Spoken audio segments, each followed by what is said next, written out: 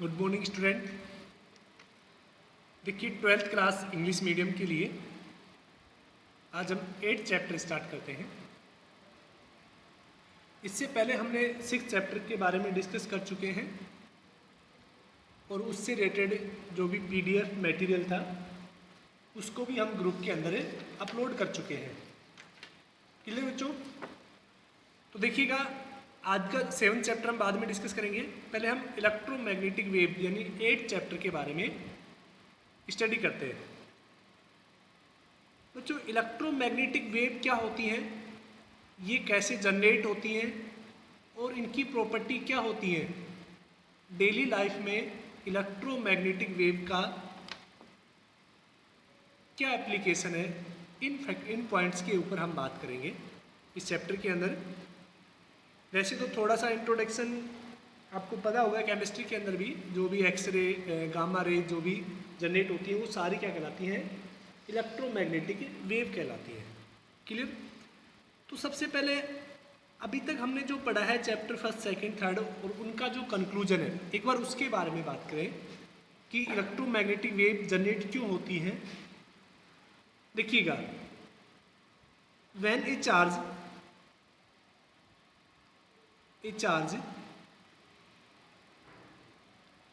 at rest, then it produce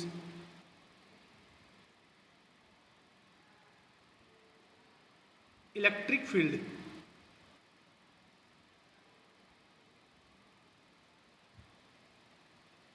around it। बच्चों, ये वाला कंक्लूजन हम पढ़ चुके हैं कि अगर एक चार्ज रेस्ट पे रखा हुआ है उस केस में उस चार्ज के अराउंड एक फील्ड प्रोड्यूस होता है। उस फील्ड को हम क्या बोलते हैं, इलेक्ट्रिक फील्ड बोलते हैं। यानी हम इसको ई से दर्शाते हैं। यानी अगर कोई भी चार्ज रेस्ट में है तो वो अपने अराउंड में कौन सा फील्ड प्रोड्यूस करता है, इलेक्ट्रिक फील्ड प्रोड्यूस करता है। और इसी के ऊपर आपका चैप्टर फर्स्ट और सेकंड है, इलेक्ट्रोस्टैटिक। यानी ये ब्रांच क्या कहलाती है, इलेक्ट्रोस्टैटिक। यानी जिस ब्रांच के अंदर हम चार्ज को रेस्ट स्टेट में हम उसका स्टडी करते हैं वो ब्रांच क्या कहलाती है, इलेक्ट्रोस्टैटिक। तो उस चैप्टर में हमने इलेक्ट्रिक फील्ड के वगैरह के बारे में डिस्कस किया था। ठीक है, अगर हम बात करें कि कोई भी चार्ज है, ये charge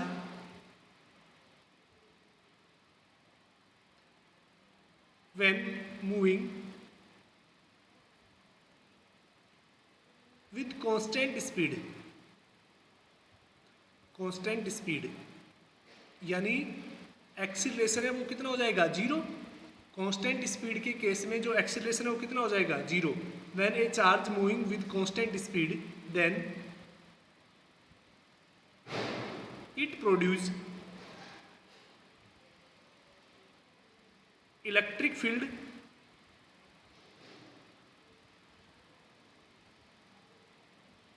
as well as magnetic field.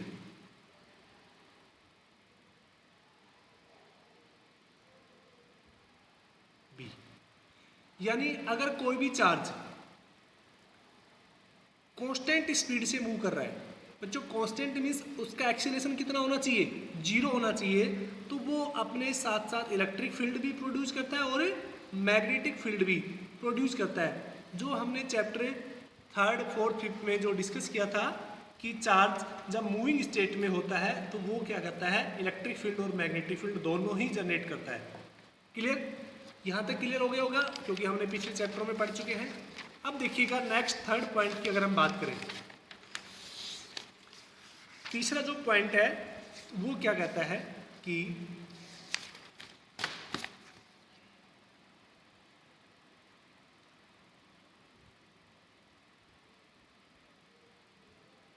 ए एसिलेटेड चार्ज, ए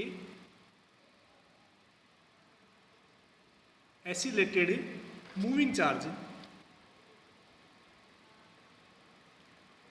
चार्ज प्रोड्यूस इलेक्ट्रिक फील्ड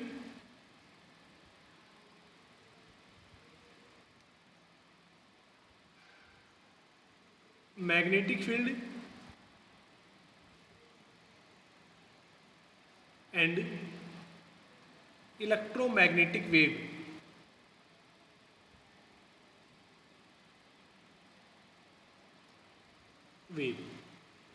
इसके बारे में भी हमने फर्स्ट चैप्टर में थोड़ा पढ़ा था। मैंने ये लाइन लिखवाई थी, तीनों पॉइंट।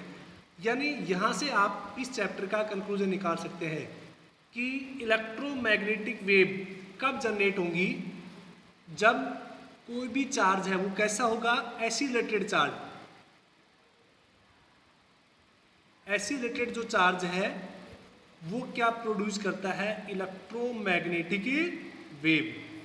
तो समझ गए बच्चों, इलेक्ट्रोमैग्नेटिक वेव के ओरिजिन का मेन रीजन क्या होता है कि कोई भी चार्ज जो एसिलेटेड मोशन में है वो हमेशा क्या प्रोड्यूस करेगा, इलेक्ट्रोमैग्नेटिक वेव।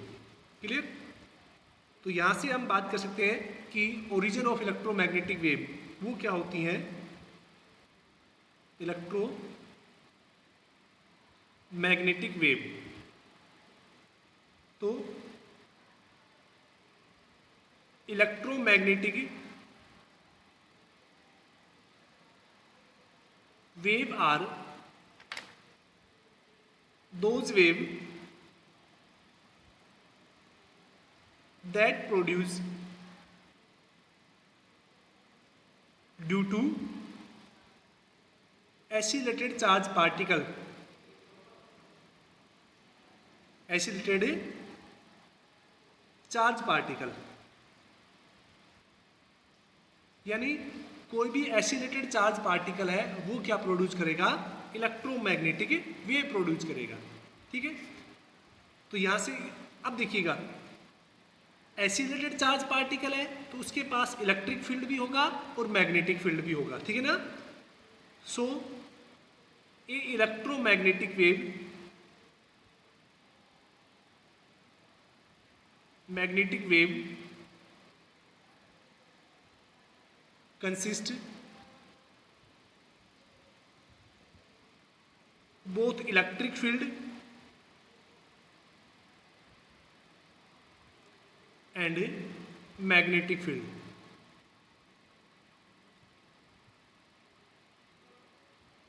यानी जो इलेक्ट्रोमैग्नेटिक वेव है वो इलेक्ट्रिक फील्ड भी प्रोड्यूस रखती है अपने साथ साथ, और ये मैग्नेटिक फील्ड भी रखती है। क्लियर। अब देखिए बच्चों, जो इलेक्ट्रोमैग्नेटिक वेव है वो कैसे प्रोपोगेट होती है।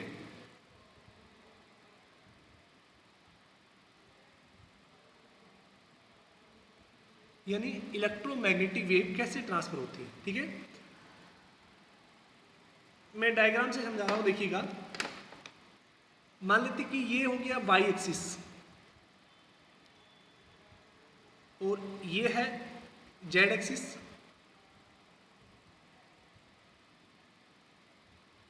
z axis and this is x axis।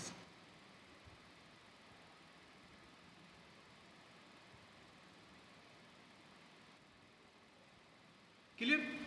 यानी अब देखिए इलेक्ट्रोमैग्नेटिक वेव कैसे प्रोपोगेट होती है। ठीक है, समझने की कोशिश करना, तो फिर मैं उसकी डेफिनेशन लिखवाऊंगा।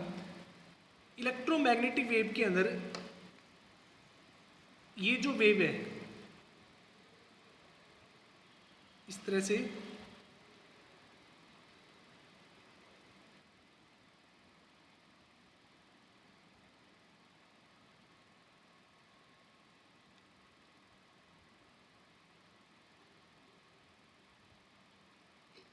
ये हमने बना दी एक वेव। ठीक है। दूसरी वेव हम लेते हैं इस तरह से,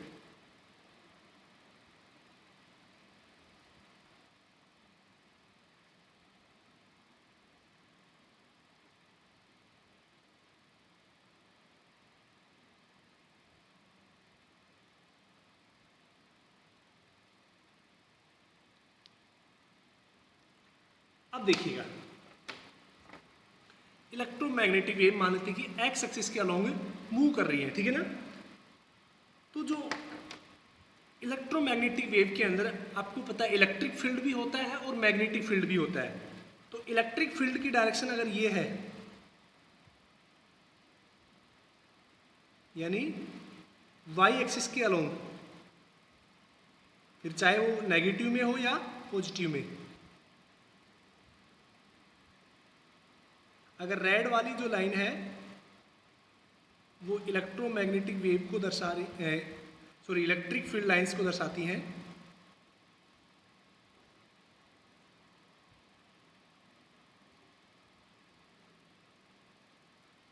और यहां पर जो ग्रीन वाली है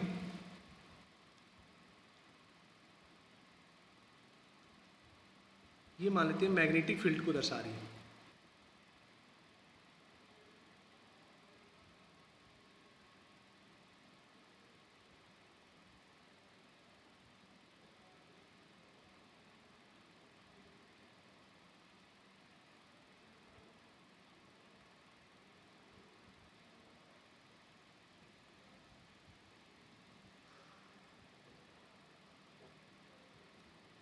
इस तरह से, ठीक है। तो देखिएगा, इन case of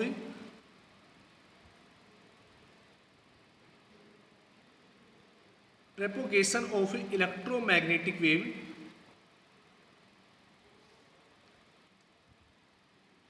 both electric field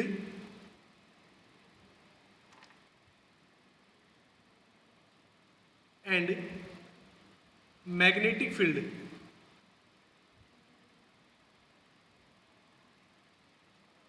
are perpendicular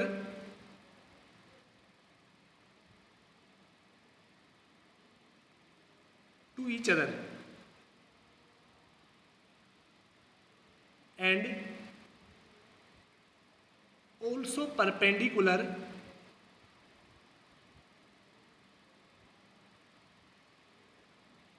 to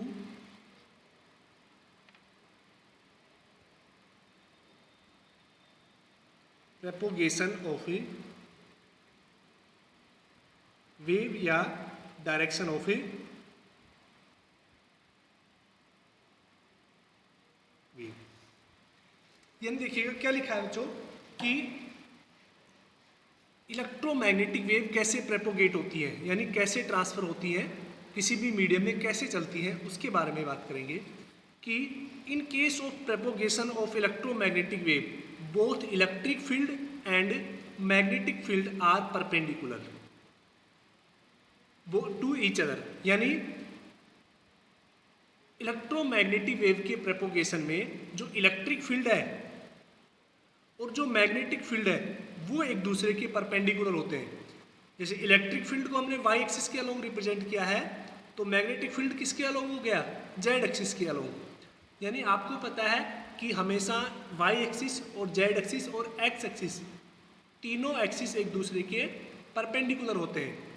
यानी किसी भी वेव के इलेक्ट्रोमैग्नेटिक वेव के प्रोपोगेशन में इलेक्ट्रिक फील्ड और मैग्नेटिक फील्ड ये दोनों आपस में क्या होते हैं, परपेंडिकुलर होते हैं। अब देखिए जरूर नहीं कि आप इलेक्ट्रिक फील्ड को वाई एक्सिस के अलोंग लें और मैग्नेटिक फील्ड को आप जेड एक्सिस के अलोंग लें, ऐसा कोई जरूरी नहीं है। आप चाहे तो किसी भी एक्सिस के अलोंग ले सकते हैं। And also perpendicular to the wave propagation of wave और डायरेक्शन ऑफ वेव।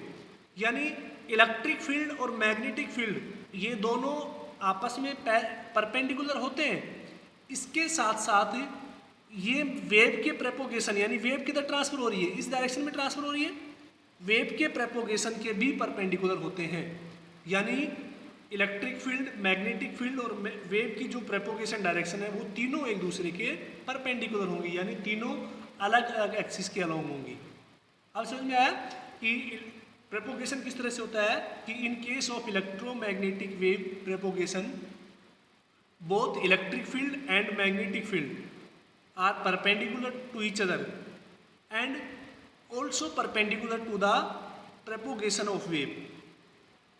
तो ये क्या होता है, इलेक्ट्रोमैग्नेटिक वेव का प्रोपोगेशन होता है। ठीक है, तो यहाँ से बच्चों अगर हम इसको समीकरण की फॉर्म में लिखें, इक्वेशन की फॉर्म में लिखें इलेक्ट्रोमैग्नेटिक वेव के प्रोपोगेशन को,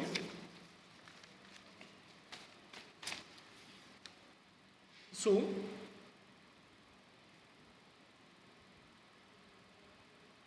propagation wave equation for electric field.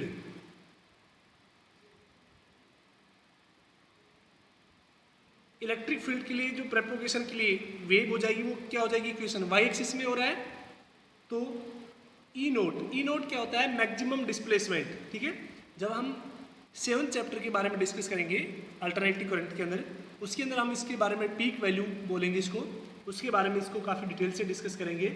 तो वो क्या हो जाएगा, E naught sine omega T minus X. यानी ये इक्वेशन कौन सी वेव की होती है, हमने 11th क्लास के अंदर, ठीक है, लॉन्गिट्यूडनल वेव पढ़ी थी, उसके अंदर क्या होती है, वेव की इक्वेशन होती है। ठीक है ना, तो यानी जो इलेक्ट्रोमैग्नेटिक वेव है वो किस तरह की वेव है, लॉन्गिट्यूडनल वेव है। क्लियर। अब देखिएगा इलेक्ट्रिक फील्ड वाई एक्सिस के अलोंग है। अब हम बात करें मैग्नेटिक फील्ड, वो किसके अलोंग होगा, जेड एक्सिस के अलोंग। तो मैग्नेटिक फील्ड के लिए कितना हो जाएगी equation, B naught sine omega T minus X. ये किसकी इक्वेशन होगी, मैग्नेटिक फील्ड की इक्वेशन होगी, और ये होगी इलेक्ट्रिक फील्ड की इक्वेशन। किसके अंदर, इलेक्ट्रोमैग्नेटिक वेव के अंदर। ठीक है ना। अब देखिएगा यहां पर अगर हम बात करें, ई नोट क्या होता है, एम्पलीट्यूड इलेक्ट्रिक फील्ड, यानी इलेक्ट्रिक फील्ड का एम्पलीट्यूड। ठीक है। बी नोट क्या होता है, एम्पलीट्यूड ऑफ मैग्नेटिक फील्ड।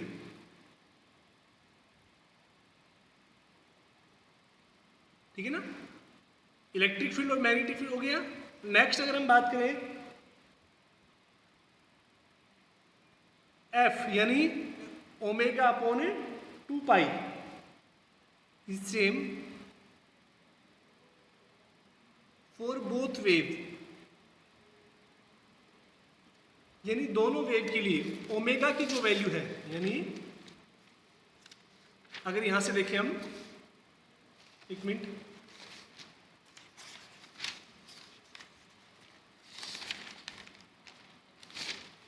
देखिएगा जो फ्रीक्वेंसी है वो दोनों की सेम है। देखो दोनों का ओरिजिन सेम हो गया यहाँ से, और दोनों का जो वापिस से अगेन मिनिमम वैल्यू है वो भी कितनी होगी, सेम पॉइंट पे।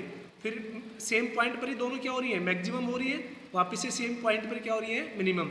यानी इनकी फ्रीक्वेंसी क्या हो रही है, सेम टाइम इंक्रीज हो रही है, सेम टाइम क्या, फ्रीक्वेंसी के लिए वो क्या है, दोनों की कांस्टेंट है। यानी जो एम्पलीट्यूड है सेम टाइम पर दोनों का मैक्सिमम होता है और सेम टाइम पर दोनों का मिनिमम होता है। यानी यहाँ पर जो फ्रीक्वेंसी है वो कैसी रहेगी, सेम रहेगी। ठीक है ना। अब देखिएगा इलेक्ट्रोमैग्नेटिक वेव की कुछ प्रॉपर्टी और होती हैं जिनके बारे में हम डिस्कस कर लेते हैं कि इलेक्ट्रोमैग्नेटिक वेव है। तो देखिएगा these are longitudinal wave in nature, यानी ये नेचर में कैसी होती है, लॉन्गिट्यूडनल वेव होती है। ठीक है। अगर नेक्स्ट प्रॉपर्टी की बात करें कि the speed of electromagnetic wave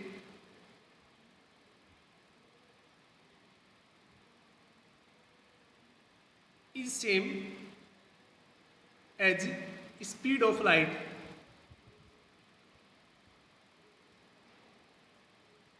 in vacuum।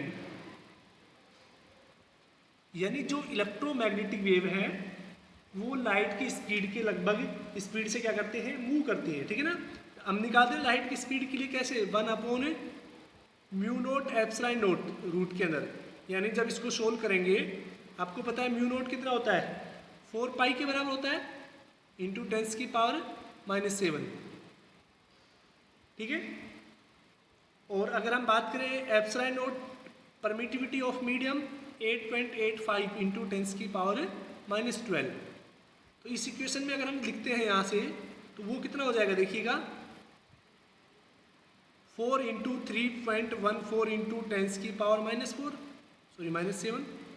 अच्छा ये कहाँ से आया देखो, आपको पता हो तो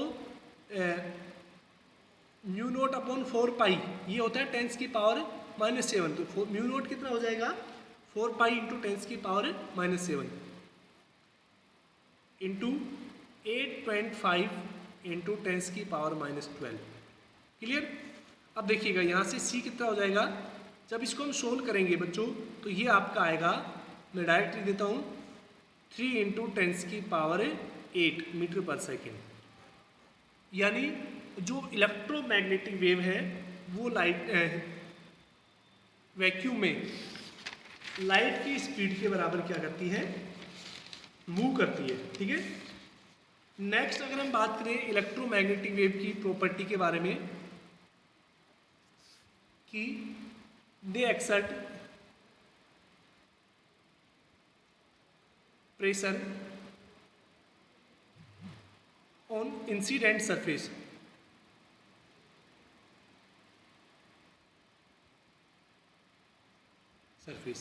यानी जिस सरफेस पर ये इंसिडेंट होती है, ठीक है ना, वो क्या होते हैं, उसके ऊपर एक प्रेशर क्या करती है, एक्सर्ट करती है। ठीक है।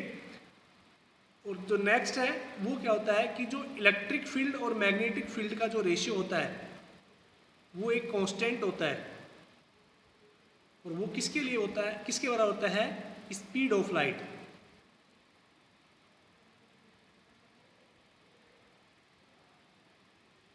यानी जो इलेक्ट्रोमैग्नेटिक वेव है उनके अंदर इलेक्ट्रिक फील्ड और मैग्नेटिक फील्ड का जो रेशियो होता है वो किसके बराबर होता है, स्पीड ऑफ लाइट के बराबर होता है। क्लियर। तो बच्चों देखिएगा ये कुछ प्रॉपर्टी थी इलेक्ट्रोमैग्नेटिक वेव की। अगर हम एग्जाम्पल की बात करें तो मोस्टली जो वेव है, चाहे वो एक्स रे हो गई, ठीक है ना, गामा रेज होगी, ऐसे रेडियो वेव होगी, ये सारी जो वेव है अभी हम पढ़ेंगे कौन कौन सी वेव है और उनकी क्या क्या एप्लीकेशन है।